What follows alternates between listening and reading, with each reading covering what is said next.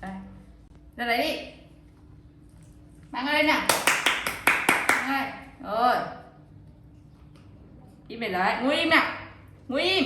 Ngồi im.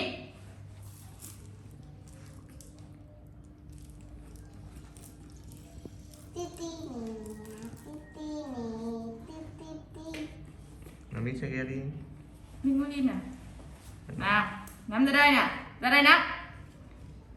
Nào, nắm xuống.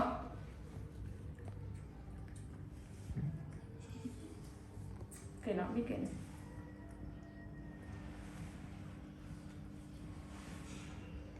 Quay mặt ra đây. Đấy.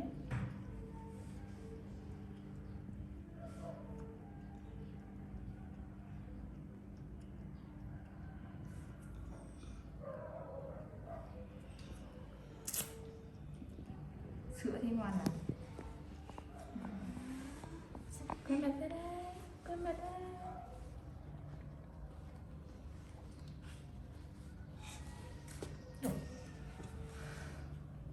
Ngồi vào thêm mít. Thì mít vào đây là để chim chú.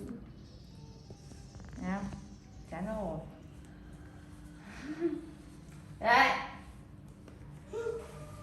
Đây nào. Ngồi im nè, ngồi im đây. Ngồi im. Ngồi im nhá. Ngồi im đấy. Đi đâu nha. Hả? Bảo Ngồi im nha. đi không được đi đâu. Đúng rồi. Mình ngồi xuống, mình ngồi xuống.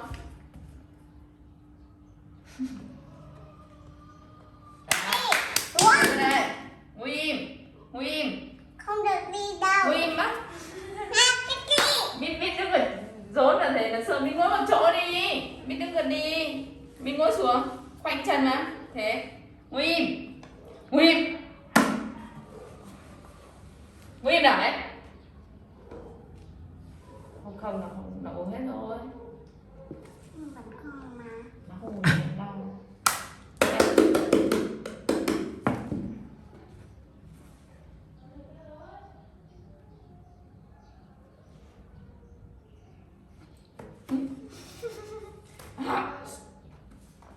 Ui. Để bìm đây. Điện. Ui. Này gửi đi.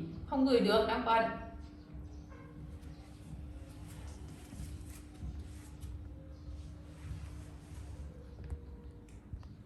Biết rồi cười đi bà. Nó không giữ. Hay Đó. Bơn đi chơi được 5 đời rồi. Mới là bơn ăn bơn đó nha. Có ai đâu. Ai trông nó vẫn đang để lắm đấy. Nó cấm. Năm kia. Nó thất hỏi thôi, ta đi đợt con kia thôi. Vì gì?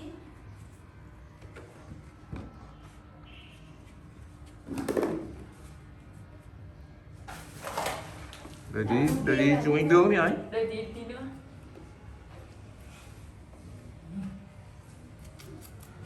Ngã chết đi, ôi trời đất đất kia.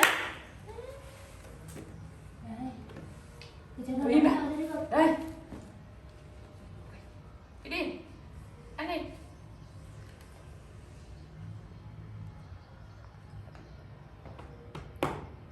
Đây. Nói nó im đi rồi chưa đâu. Thế trời. Ủa đâu.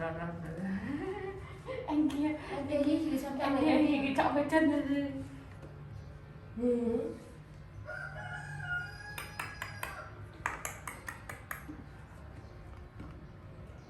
Đi bẩn quá.